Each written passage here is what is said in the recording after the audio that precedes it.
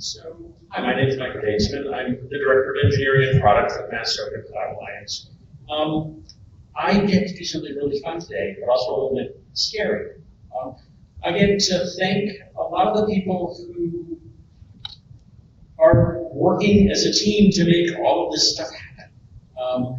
And the scary part is, you saw that list that Ron flowed by very quickly earlier. I'm quite certain I'm going to miss people, and I apologize for that.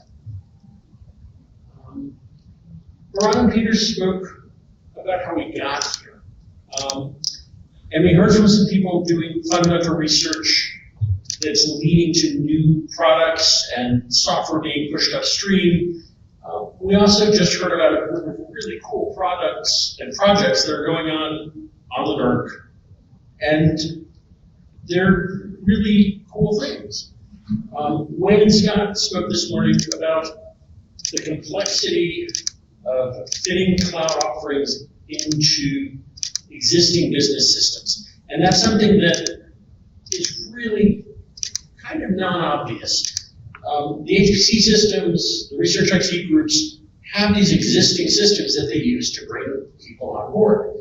And we needed to take a cloud infrastructure for OpenStack and for OpenShift, and we had to make that actually fit into those existing systems.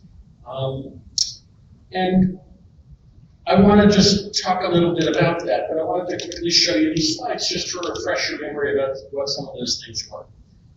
There was access and resource management. There was user support and service monitoring. There was reporting and accounting.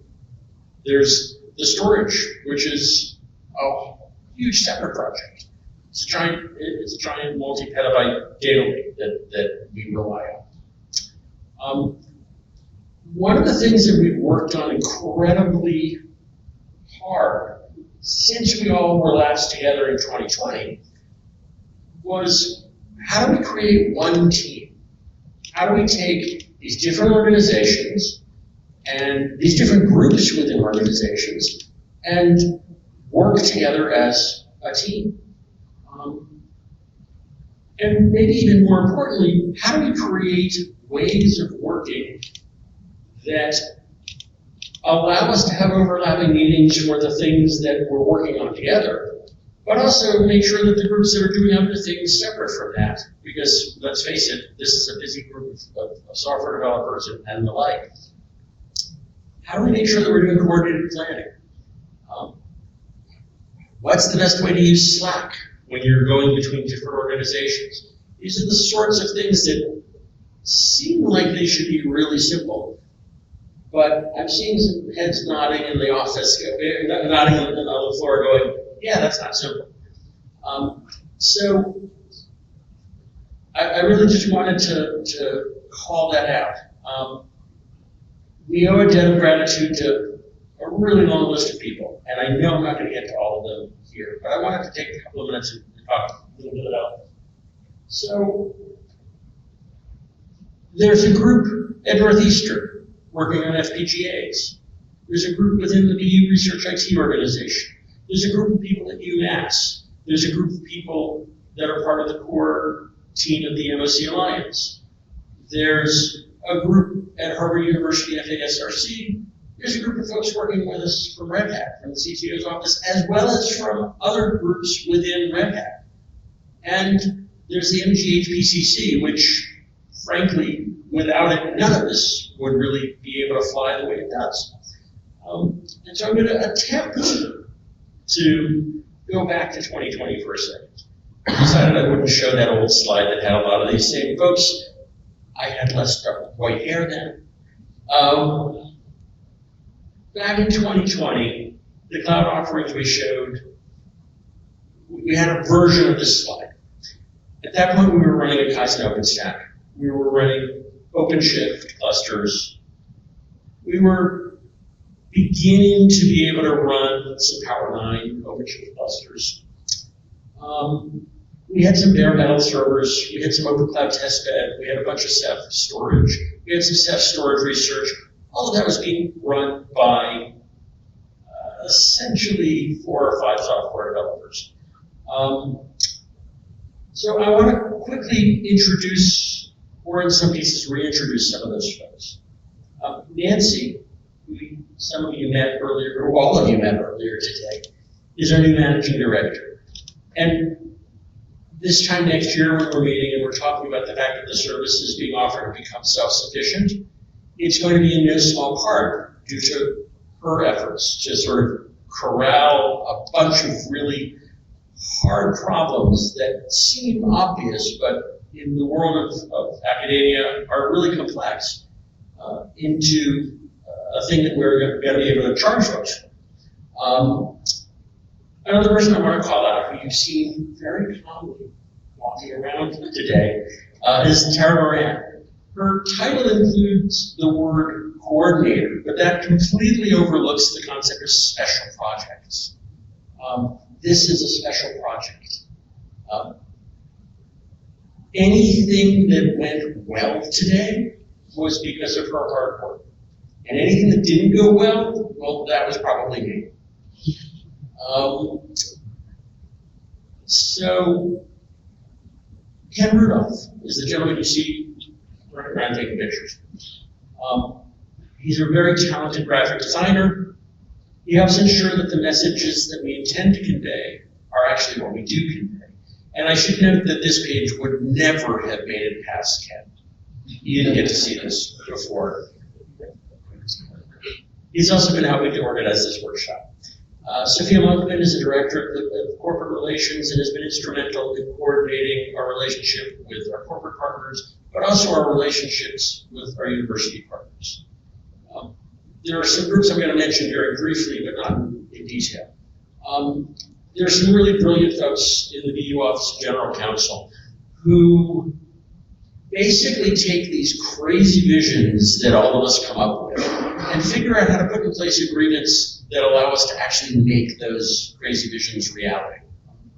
And they do so with good humor and patience, even when we are really asking for stuff that nobody's thought of before. The staff at the Hariri Institute of Computing and Computational Science and Engineering, or Hariri Institute as we like to call it, they provide guidance, they provide assistance, they've been helping run the workshop today. They allow us to have a much larger impact than we could possibly have otherwise. And I want to talk a little bit about some of the folks right up there at the top who are the core engineers. When I started this, I was basically duplicating a slide that we did in 2020. We've been really lucky because we've had a lot of continuity in the core engineering team. I'm not going to cover all the areas that this group works on, but I'm going to cover some of them. Christy helped stand up our first OpenStack cluster while he was a student, and he's been an active participant in the Open Infrastructure Foundation, the technical committee there, as well as a technical lead for work group there. My brain just went blank, and he's going to give me grief later because my brain went blank. I should have put it in here. He's worked closely with members from Harvard BU and the MGHPCC to help implement federated authentication for the MGHPC and NERC, which was spoken about today. Naved worked on the initial implementations of Hill and VMI as well as ESI. He manages our networks and hardware, as well as having stood up monitoring back when we were like monitoring. Yeah, we should probably do that. Robert maintained our early OpenShift clusters and has been working on integrating the NERC production cloud with XG mods so that we can actually implement the cloud cost model that we've been talking about. Lars, while employed by Red Hat, has been an integral member of our team. He's provided technical guidance, frankly, on everything that we work on. And we're very grateful to all of those folks who've been with us for a number of years. Akan joined us as a part-time employee while a UMass undergraduate, and he was very focused at that point on the Open Cloud testbed. More recently, he's become a full-time employee while finishing his master's degree.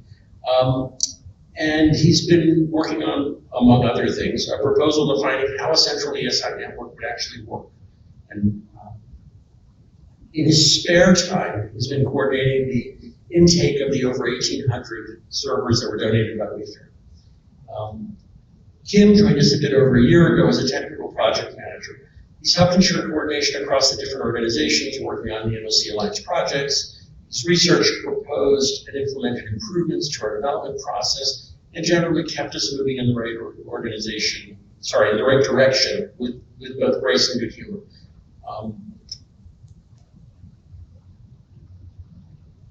There's a group of people, some of whom on here, I challenge you to find busier calendars.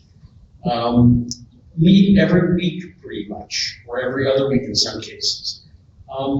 You've heard from all of them today, but I just wanted to call them out and thank them because there's just no way that we'd be where we are at without their help and participation. So that would be, I'll quickly say their names. Orban, who you've met, Wayne Gilmore, who's in the back of the room, Scott Yokel, Heidi Dempsey from Red Hat, Nancy Clinton, and myself, although honestly, my calendar's nothing like theirs. So there's this much larger team, and I want to talk a tiny bit about that. As I mentioned earlier, since 2020, we've been working really hard. We've been working really hard to work as a single team focused on the priorities that are identified by that operational team. Recently, one of those has been the NERC. That initial development team consisted of Justin Riley from Harvard and Augustine Avaris from BU. Over time, they also were joined by Nilsson, who you got to see a few moments ago. But also over time, James Colbert from the MGHPC became involved. A group of software engineers from the Red Hat CTO's office became involved. Some contractors from Red Hat helped us to figure out things like scaling issues around OpenStack and OpenShift. The MSC core team was involved. And throughout all of that, Justin and Augustine took on all these additional folks with grace and good humor and welcomed us into Slack rooms. And I knew that we had finally hit the point where we were working as one team when two engineers from two different groups growled at each other in Slack. And I thought, yeah, we're a team now. We're growling at each other in Slack. And then they both sort of said, oops, sorry, didn't mean to do that. But that's kind of what it took. Wayne and Scott told us at the beginning, the people part of this is going to be really hard to do. You don't realize that it's harder than you think. And they were absolutely right. But that group of people who they pulled together initially, and the group of people who came to work with us on this project, made it so much easier. And we're very grateful. All of those people, from Justin and Augustine to Milan, who manages NIST, to Nick, who's a network architect at Harvard, folks who we work with on an as-needed basis at different stages of the project, have just been a joy to work with. And it's been a proof of concept for us of something that we set out to achieve, which is how do we take software development organizations from different cultural groups, and by that I mean every company has a different culture, frankly. In each company, every dev team has its own culture. How do we put them together and work together as a team? And if you take away one thing from this talk, other than, hey, there's a lot of really cool people working on this project, I want it to be that we think we have a model that is heading us in the right direction, and we really love more of you to become it.